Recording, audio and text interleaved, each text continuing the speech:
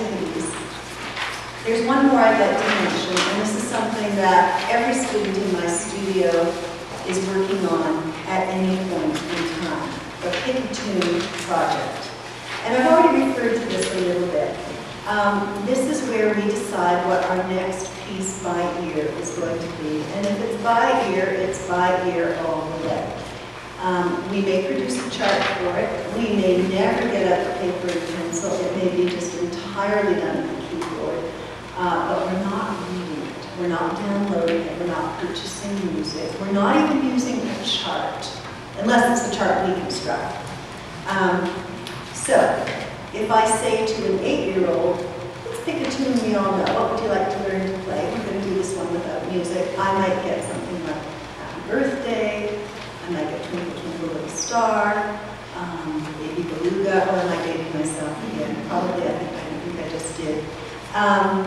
If I talk to an 11-year-old, it might be something from musical theater. It might be something from a common, sort of cool folk pieces, well-known pieces. It might be a Christmas Carol, it might be Green Sleeves, it might be Amazing Grace. Just something that's sort of out there in the public domain, in the airwaves that they've heard that they like. Could be something they're singing in school choir. I do like to encourage them to pick something that is commonly known, that belongs to a common repertoire, something which is a bit of an endangered species these days, that idea of a common song repertoire that everybody knows.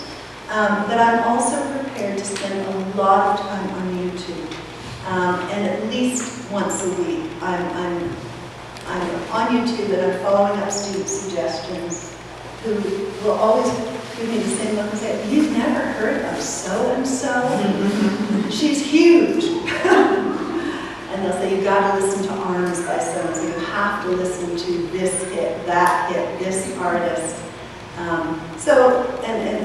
That's my homework. That's my homework every week, is to sort of try to stay as current as possible so that I know what my students are listening to. I think it's important to know what they're listening to. You can meet them on their own ground that way.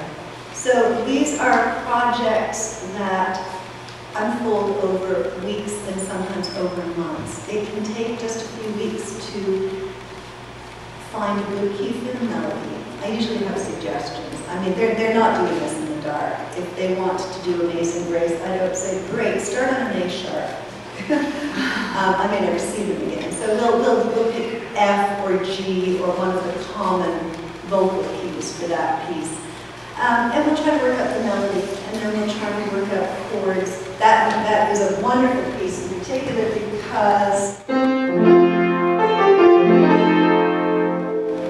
got the secondary dominant coming in. It looks so innocent. It looks like all we did was make a 7th out of the 1 chord, but of course we've gone straight to its dominant, and that's a nice lesson to get in there early. So every piece has its moments, its charms, its quirks, its ability to contribute to a growing understanding of how harmony works. One kid wanted to take me up to the ball game. Do you know how many secondary dominants there are if you play it properly? It was wonderful. We found every one of them. We usually will not stay in the key we start in. We'll usually transpose at least once, and ideally we'll transpose several times. So if someone's really serious about working on a gospel arrangement of Amazing Grace, that's great. I'm in for the long haul. They're in for the long haul. We'll probably spend 3 months on this Pick a Tune project. And we're going to do F and G and A flat for the sopranos and E flat for the mezzos, and we're going to cover a lot of different keys. So that's part of it. And then accompaniment patterns. Every piece seems to suggest a new pattern. Sometimes broken chords are just the right thing. Sometimes we need a stride pattern. Sometimes we need a Chopin nocturne left hand, whether it's the broken chord kind or the root voicing style. So this is where we're really getting into keyboard harmony. Not just the harmony, but presentation